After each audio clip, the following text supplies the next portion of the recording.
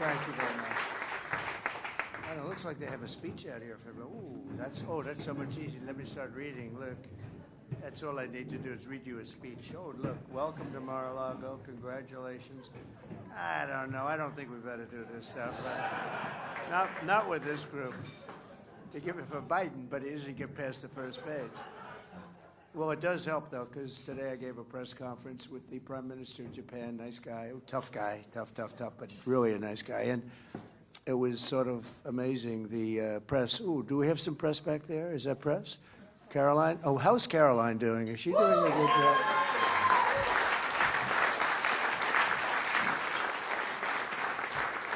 She is doing a great job. Good. Well, for the press, for the media, I just want to tell you that these are senators, and some of funders are outside. They didn't get in, actually, which is amazing what happens when you win. You forget them. Isn't it terrible? But now we have some great funders, and they were upstairs, and they're having a meeting of their own. Just they feel so good about this win that they actually got together and said, what are all you guys doing? They're just people that gave money to the campaign, and they're here just to have fun together. There's about 30 of them, and I said, come outside and see the people you got elected. And some of them are tremendously successful people. WeatherTech, a company privately owned that only makes this product here, doesn't want to go to other places to make the product. It's a great product. David, and so many other people. And I said, come down, and some of you have probably said hello to them, but I guess they're up eating by this time. But I just want to say that it's been amazing. It's been an amazing period of time. We've had some fantastic races. We have some people in this room who won races that were very difficult to win. Tim, and we have, where's my friend from? Where's Bernie? That was a tough race, I'll tell you. Bernie, they weren't giving you a big shot. I went up with Bernie, and I went up on a Friday night just before the primary, and I said, this is the worst weather I've ever seen. It was the windiest day I've ever seen. The teleprompters blew off the stage. I actually got, before I even started, and it was a wind, like a tropical wind in Ohio, and it was brutal, right? Remember that? And I said, well, we're all by ourselves up here with about 50,000 people. But I said, you're going to win that race. And he won the race, and he did great. He did a great job. And David was great. How about that? That was, I don't know, where is David? Where is David? David, with his great wife, who was with me for a long time. But, you know, that was a tough race. That was incredible. I thought, you know, maybe, I don't want to say it, but that might have been the toughest of all. You know, when you have a father that was there for 26 years and a son that's been there for 24 years or whatever it is, that's not easy, and you did it. And you did it under a lot of pressure, too. You were under a lot of pressure. He was actually in the field in Butler, Pennsylvania, when we had that terrible incident. And I saved his life because I said, David, come on up. No, you know what, David? Stay there for a little while. And then I said, let me see the chart. And I looked over to the right. If he would have come up, he would have been maybe not here. So I saved your life by saying, don't come up. I said, come up later, David. We'll have you later. That wasn't that a good moment? He looks back, he says, that was a good moment. But I just want to thank everybody. You've been incredible. You've done incredibly. They've lost their minds. The Democrats have lost their minds, and they've lost their confidence. They have very little confidence. They are different people, and they look foolish. Today they tried to break into the Department of Education just because we want to go and check the books. And Maxine Waters is a lunatic, and you know they're all lunatics. Frankly, it's so sad to see. They should be happy. They shouldn't be sad. You know, it's a funny thing. I went to a golf course that I own, and I was very angry at bankers. This was prior to being president, prior to even thinking about running for president, and I was going crazy because I couldn't get onto the course. One, Palos Verdes in California. And beautiful, right on the Pacific. Every hole in the Pacific. My ad is, I don't use it because you can't get on the course. But my ad is, if I ever have to use it, I have the ocean. Pebble Beach only has the bay. And I said, I'm dying to use that ad, but you don't need it. So I get there with this group of big bankers and very important people. And I'm so angry. I'm just like furious because I can't get on the course. And I'm screaming, I can never get on this course. It drives me crazy. And after about 20 minutes of that, my caddy comes over to me. It's a 70-year-old guy, really nice guy, very smart. Sir, may I speak to you? Yes. Yes. What do you want? He said, sir, other courses are all empty. You're packed. You have the best course in California. You're packed. It's always packed, sir. You can't get on the course. And he used an expression, you should be happy. You shouldn't be sad. And I felt like such a jerk because he was right. Because he was right. And anyway, but we are happy as a group because we had a tremendous run, and we could have won a couple of more that I thought we were going to win. We won big in Michigan, and Michigan almost won. I don't know why he didn't win. He might be the one. We're talking to Michael and some of the others. He may be the one to run again, but I don't know. He did very well. I thought he won. I thought we won Wisconsin, actually. I thought we could have, meeting the senator, because I won Wisconsin by a lot. We won every race by a lot. And I thought we carried some people. Tim did so incredibly well. And sort of everyone did well. I mean, they worked hard. We took in some great congressional people. We had a couple of issues that were tough issues, but they were good issues. They were great issues, actually. And I think they ceased to be much of a problem. But we did the right thing. You know what I'm talking about in particular, a certain issue. We did the right thing. But we've been together. It's been amazing unity. The only thing I was a little worried, I was asked to do the prayer breakfast. And they said, oh, it's 2 prayer breakfasts. I said, why is it 2? Because they're not getting along, and I'm talking about unity, so I had to do 2 prayer breakfasts. I said, wait a minute. Right? I did the political prayer breakfast with the senators and the congressmen. And then I said, so you mean I have to do it? They used to have it together. But I understand, they'll be in good shape for next year. They're going to do 1, right? And they said, well, you can do it by Skype. I said, I don't want to do it by Skype. So I did 1, and I ran to the other one, which was about 5 minutes away, and I did the other one. And I said, what's going on? Well, there's a lack of unity. I said, let's get unified. And everybody's agreed next year we'll do 1 prayer breakfast, not 2, and put it together. And I don't know which speech was better. They were very different, I can tell you. One was in front of political people. The other one was in front of our people, right? The people. And we had 7,000, 8,000 people at that one. That was a big one.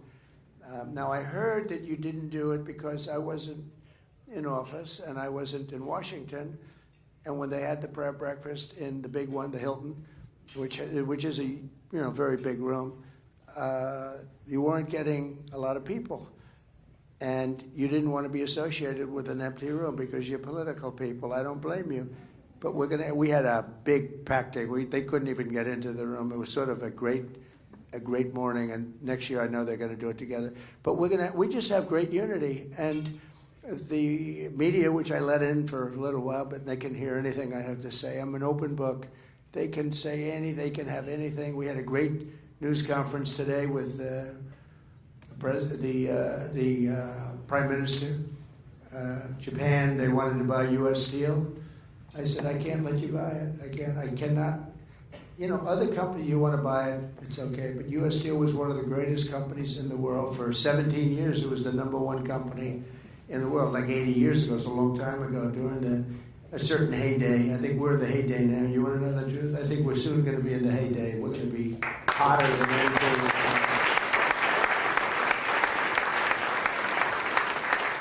And I told them 2 weeks ago, they came in to see me, the people from U.S. Steel, with some Japanese representatives, and I said, I can't let you have U.S. Steel. You cannot buy it.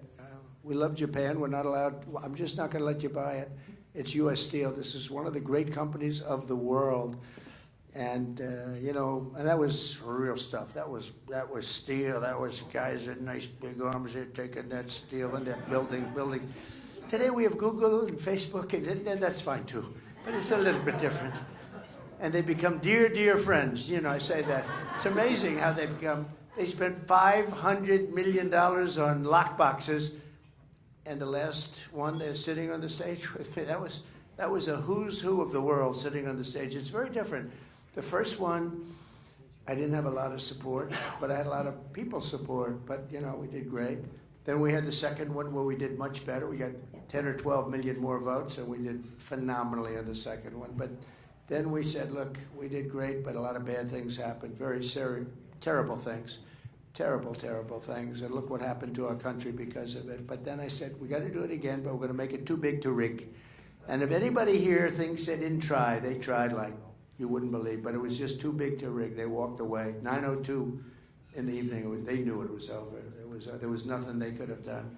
And that's what we had. We had an election that was too big to rig. And it was such an honor. We won every swing state. We had 7. And remember, John, they were talking about, well, maybe Trump could win 3 or 4. We won all of them, and we won them by a lot. It wasn't close, none of them. We had a lot of good things. No tax on tips. That helped me in Nevada quite a bit. I hope we're going to be able to get that, okay? We've got to try and get it. Very important. Some of the things that are very important, I think, is the 1-year deduction, you know, where you can do something in 1 year. No, we haven't. A lot of people haven't been talking about that. I can tell you the first one that was so big, where they go out and they invest and they're allowed to do the 1-year deduction. That really revved up. And I've had so many people say, could you do that again? People were doing jobs that they didn't even want to do. Building jobs, creating jobs and building jobs. And Tommy, you know about that. That 1-year deduction was such a big deal. So I hope you guys can start thinking about that and putting it in the bill. But we had a great meeting the other day and yesterday in the Oval Office with about 22 House members. And they were from all sides, super conservative and slightly on the progressive side. I use progressive because tonight I want to be nice, plus we get a lot of cameras rolling back there. I want to be nice. But they were very different. And I said, you know, I heard them, I listened for a little while, and then I said, you know, why don't we just balance the budget? Why don't we cut certain things and balance the budget? Don't touch Social Security, don't touch Medicare, Medicaid, just leave them alone. Now, there are people that are illegally in there, because we have a lot of illegal immigrants that have found their way in, and we just can't do that. We just can't do it. But just let's see if we can balance the budget. And they started screaming and shouting. And within about an hour, it was amazing what they found $750 billion in the Green New Scam. And commonly referred to as the Green New Deal, conceived of and dedicated by a young lady who never studied the environment, who knows nothing about the environment, who was a semi-poor student, not a good student, who's not particularly smart, but has some magic. I actually said I watched her campaigning when she campaigned the first time in Queens, because Queens is my territory. I grew up in Queens. And she was running against a friend of yours, Joe, right? You know Joe. And Joe was going to be the next speaker, right? He was going to be the next speaker. It wasn't going to be Nancy Pelosi, who was probably one of the most dishonest people. You know, she became a rich person. She never was anything. She was a politician, and she's worth now $100 million, $125 million. How about the one where she sold her stock a couple of months ago in a company that announced everything? She had the company for years, and then she sold the stock, and the following day they announced that that company's under major investigation and the stock crashed. Nothing happens. Nothing happens. They're crooks. So she was running AOC. I say AOC plus 3, but she was running, and I watched her run. And I said, oh, she's pretty good. She's got a spark. And I called Joe, who I don't know too much. I said, are you running against her? Yeah. But are you not debating her? No, she's got no chance. And he's been in there for like 25, 26 years. Unlike Tim Scott, who absolutely destroys his opponents all the time. You really do, too. By the way, he was the greatest surrogate. He was our greatest surrogate. I'd say Tim, he was brutal. He was very nice. You know, when he ran, he was nice. For himself, he was nice. He was such a gentleman. But unfortunately, that doesn't get elected all the time. And I said, how do you think Tim would be as a surrogate? And I watched him the first time, and he destroyed everybody. And then he went again, and he said to me, and I thought it was beautiful, actually, because it's like the opposite of me. He said, I've never been able to speak well about myself because I don't like bragging. And I said, isn't that nice? Isn't it nice that somebody's like that? And it's true. He was always a great campaigner, but it was a good campaign. But it wasn't a vicious, violent campaign, right? But for me, he was vicious and violent. You just destroy people. So I want to thank you. I just see you sitting with your new beautiful wife, and I just want to thank you. He's a great guy. Everybody in this room, as far as I'm concerned, look at Mark Wayne back there. Don't fight him. Just don't fight him. He almost got into a fight with a tough cookie. I know that tough cookie, right? Head of the Teamsters. He's a fantastic guy, Sean. Well, he almost got, but he could have been in trouble with this one, though. Sean's pretty tough, but he would have been in trouble. But I see everybody in this room, and I mean, there's nobody. And if I didn't like somebody, I would tell you. I like him. I really would. You know what I like about Chuck Grassley? He made Comey choke because he got this voice, and he wasn't meaning, but he said, "Did you lie?" And Comey was like, it was unbelievable. Remember, and he said, "Yes, yes." I said, he just admitted he lied, and he just said it like he's just got this way about him. You made him choke. That was good. He deserved to choke too. But everybody in this room it's been really amazing. It's been amazing. The relationships have been good. And we don't always agree on everything, but we get there. We get there. We had a couple of people that had to get a little bit, they had to study a little bit further to get some of our nominees. I think you're going to find our nominees are very good. I think it's very important. You know, when we talk Bobby Kennedy, I think he's up there having dinner tonight. It's very interesting, but he's a good person. And he's not a radical. He said, you know, I'm getting sort of this reputation of being anti-vaccine and everything else. He said, I'm not anti, and I understand through the campaign that his kids had vaccines and all. He said, you know, I grew up in a slightly political family. Would you say that was the Kennedy?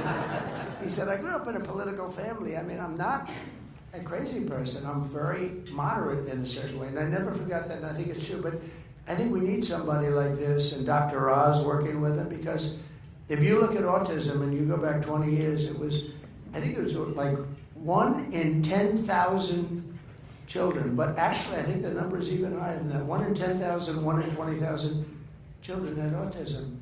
And now it's 1 in 34. What's that all about? What's that all about? 1 in 34. And I think we really got to get to the bottom of it. I really believe we're going to figure the reason. And I don't know, maybe it's pesticides or maybe it's something, but we're going to figure the reason. We spend more money on food, on cleaning it, on spraying it, on doing all this stuff, and we're going to find out what it is. But I think we probably needed somebody that, you know, that's a little bit outside of the box, and he's also very popular outside of the party. I mean, if you look overall, I mean, very, very popular, and people gave him great support. But I just appreciate the people that got there, and it showed great unity. And if you didn't get there, the press, these same people that have the cameras rolling, they'd be saying, Trump has lost total control of the party. Now I have somebody who's, I think, fantastic, Elon. And Elon was a recluse. You know, he was a very reclusive person, but I know him. He's a brilliant guy. But he was reclusive, and I think we got him to be very unreclusive, right? I said, man, has he changed with the hat on? Did you see the hat yesterday? But he's a great guy, and he loves the country, and he's wanted to do this for a long time. If he could have done it himself, he would have done it himself. And, you know, he went into this group of people, and you see what they've been spending money on. The horrible USAID, the horrible things that they're spending money on. It's got to be kickbacks. You know, they send the money to the guy, he takes the money and he sends them back. Most of the money he keeps some for himself. In my opinion, I think that's because you can't send the money to these groups of people. It's a terrible thing, and I think it's like that in others too. And I said, go to the next one. I'd like you to look at Department of Education. And I think you're going to find it's very similar, different but similar. And go into the military, go into everything. I mean, I want you to go into everything. But I said to the congressman yesterday that, why don't we balance the budget? why don't we balance the budget? Why should we wait 10 or 15 or 20 years to balance it? You know, they were talking about little cuts. We can have big cuts that don't affect anybody, waste, fraud, and abuse. And we're finding it now. That's one of the beauties of what Elon's doing. He started with a group of 25 super geniuses. They wear undershirts. They look like, I look at them, I said. But then I realized he's got 182 IQ. That's what we need. And they go in, and they'll ask people that aren't nearly as smart as them, why is it that you made this ridiculous paper? Why is it? And the guy gets all tongue-tied. He can't talk because he's against somebody that's much smarter. And it's amazing, actually, what they've exposed. And to a level where they cut 97% of the people out. The whole thing is a scam. And you look at some of the people working there, they're very political people, they're relatives, and it's just terrible. But you're going to find that elsewhere. And then I think we're going to see something tremendous with respect to the tariffs because, you know, other countries tariff us, so we don't tariff them. And with Lindsay, I don't know if you remember the conversation, Lindsay, but I had a conversation with Lindsay, who's so talented on so many things, but I would say finance, he's less interested. No, he's look, he gets it, but he's less interested. And I said to him, you know, certain countries, they charge us a tariff, and I want to charge them the same thing, and I like that, and I want to charge them the same thing. I said, okay, so let's get this straight. They charge us like 100%, we charge them nothing. I said, that's right. He said, so you want to charge them 100%? I said, I want to charge them whatever. If it's 80% or if it's 25%, I want to. Lindsay looked at me and goes, you got my vote. And it was very simple.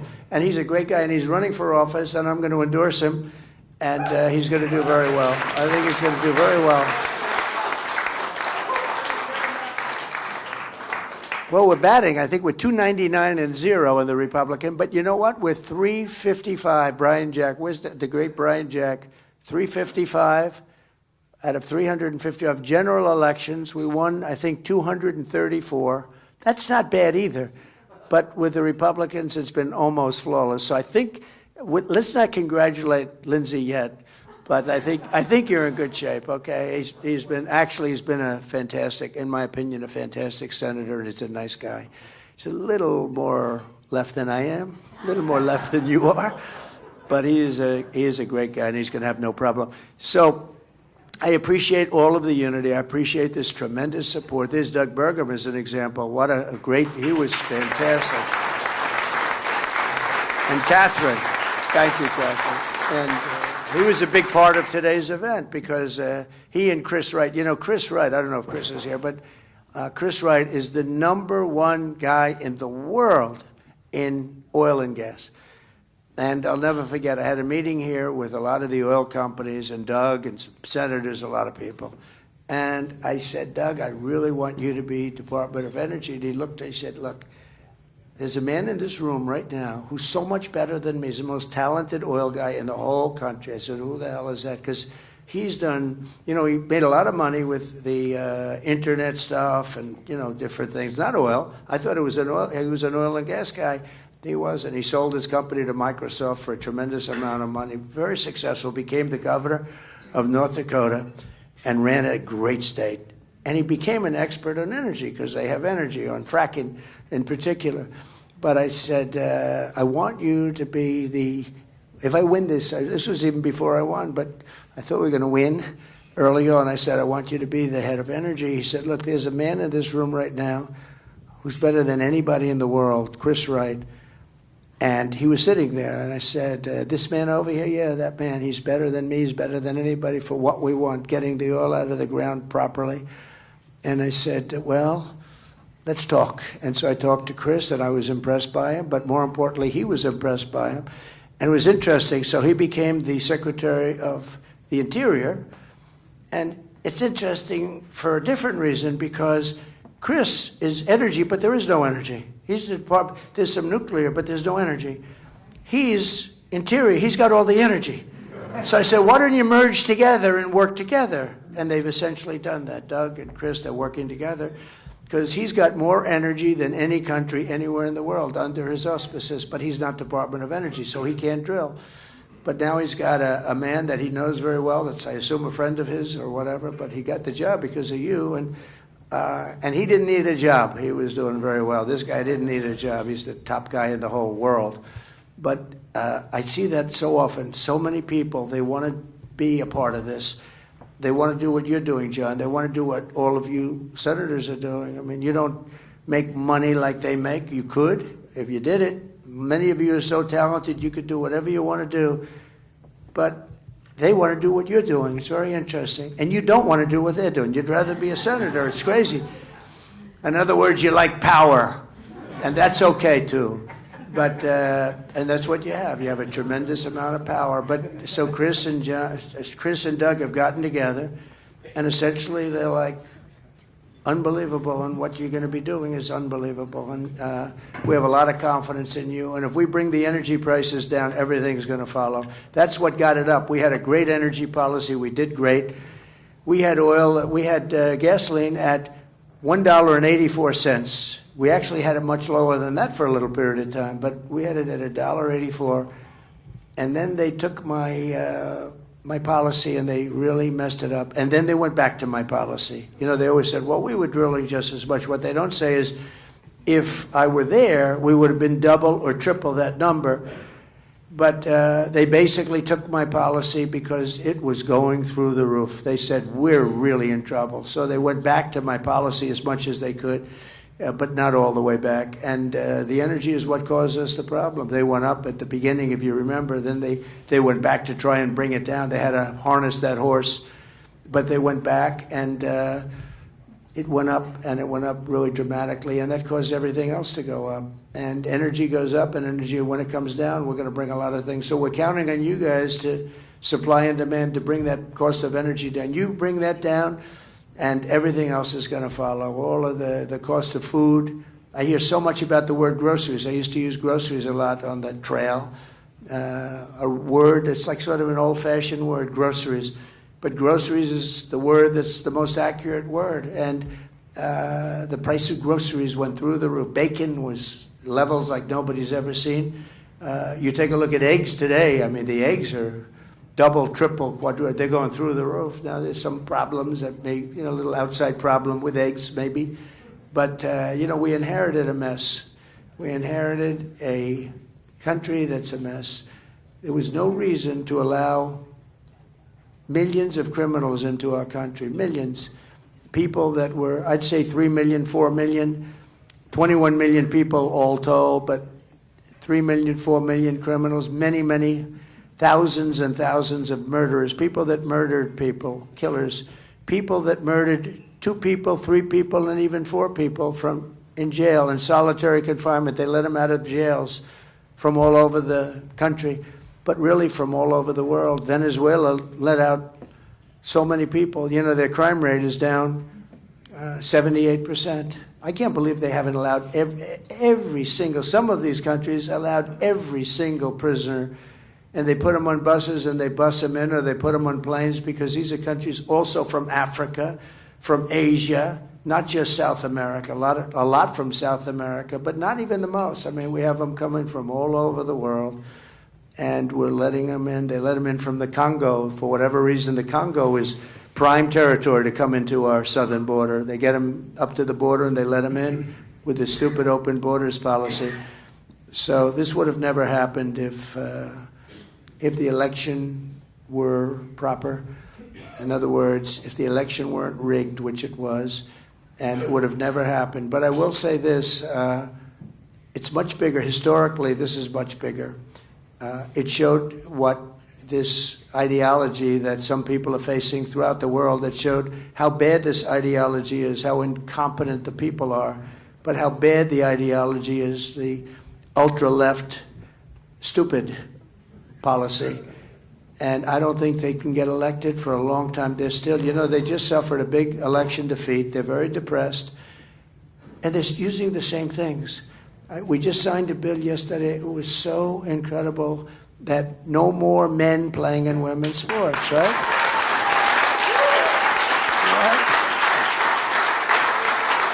And stand up, big boy, stand up. How about this guy? Okay. Now I'm using him as He was a great player. He played in the Jets for, 10 years? Ohio said, is he going to play in sports with his wife? Wouldn't that be lovely? She's the size of his leg, maybe somewhat smaller. The whole thing was ridiculous. You saw I was reading off some of the stats yesterday in the room, and I said there was a long-distance race. They had the best female racers and the best male racers, long-distance running race. And the man won by 5 hours and 24 minutes. I mean, that's not... The greatest, though, are the weightlifting records, where they break the record, a record that stood for 18 years, and they'd go and they'd put a quarter of an ounce here, a quarter of an ounce, and they go, and they couldn't quite get it up, and this guy came in, and he was a poor man weightlifter, not a good one. He was at the lower realm of weightlifting. He goes up, boom, and he ends up like 127 pounds more. He was one of the worst. I don't know, maybe that's why he decided to transition, as the expression goes. I've gotten very good at that. I have to, because if I make a mistake, these guys are going to get me in big trouble. We're perfect. Susie will get very upset with me if I make a mistake. And by the way, Susie deserves a great round of applause.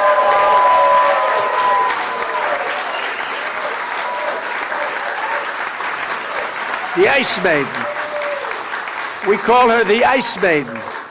You know, she's the daughter of Pat Summerall, who was a smart guy, and he was a very good football player, but a great announcer for 27 years for the NFL, and worked with John Madden.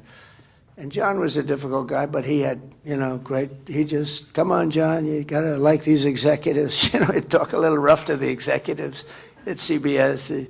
They weren't in love with him, actually, but come on, John. John, you got to be nice to him. John paying you a lot of money. And he did this for 27 years. He was the only one that could deal with John Madden. He dealt with him very easily, right? Isn't that true? So he was great. But Susie is like that. I mean, she's amazing. She's respected by everybody. Democrats, too, by the way. A lot of Democrats. In fact, that bothers me a little bit, John. But the Democrats respect her and they like her, but we all like her. But we call her the Ice Maiden because she's very nice until she decides not to be. Then she's brutal. She can be brutal. But, we ran a perfect campaign. We did that final 3 months, 90 days. I didn't sleep. We did speeches every day. We did rallies. We did 3 or 4 rallies a day, and sometimes the last 3 days we did more rallies than anybody could believe. And they were packed we went up to Milwaukee. We had 28,000 people in that beautiful new basketball arena. We'd use the basketball arenas, but they were way too small. We went to Madison Square Garden. We could have sold it out 10 times. The people went all the way back to Fifth Avenue and all the way down to the river, which is 5 blocks down. And I don't mean a line. I mean just massive crowds. The owner of the Garden, Jim, he told me he's never had anything. He's never seen anything like that. With all the big sporting events and championships and everything else, they never had anything like it. So I just want to thank everybody. It's been an amazing run. We did a good job for you, and you did a good job for me. And we have some incredible, talented new people in the party, and we're going to work with you. We've raised a lot of money that we're going to be using on midterms, and we've raised a lot of money. I did something that I don't think anyone's ever done before. I said, listen, we just won. And see, the good thing about not having done this so long, John, is that I come up with ideas that nobody else has thought of. Usually when you win, you let your people rest, your donors rest. And you let them rest for 2 or 3 years, and then you're going to run again. If it's a congressional race, you let them rest for at least a year, year and a half. So we won, and everybody was euphoric. They were so happy. And I called up Meredith. Where's Meredith? I said, Meredith, where are you, Meredith? She's incredible. Thank you. And I called up Meredith. I said, Meredith, this is the morning after the win. So everyone is so, I said, call the donors and ask if they'd like to make a major contribution. Sir, the election, it's just like 8 hours old. I said, that's all right. And we raised over $500 million very quickly, right? $500 million. And the people were so happy. They were happy to do it. We could have waited 2 years, but, the press will beat us up for 2 years, and you don't know. Maybe they wouldn't have been as happy, but I think they're going to be happy because we become the party of common sense. And when you have common sense and when you are the party of common sense, we're going to do well for a long time. We're not going to do badly in midterm. A lot of people say, oh, that you always will do badly in a midterm. I don't think there's any reason for that. These people were fighting when I did the thing with the men playing in women's sports. I watched today Democrats fighting me on this. They don't learn, and I hope they don't learn, because, you know, they're still with the open borders. We want open borders. Open borders are never going to sell. Men playing in women's sports, transgender for everybody, it's never going to sell. And they haven't changed, they haven't learned. And frankly, I hope they don't play this, because I hope they don't learn, because we have to beat them, and we're going to beat them. And I just want to thank everybody in the room. Everybody in this room has been special. Thank you very much. Thank you. Thank you.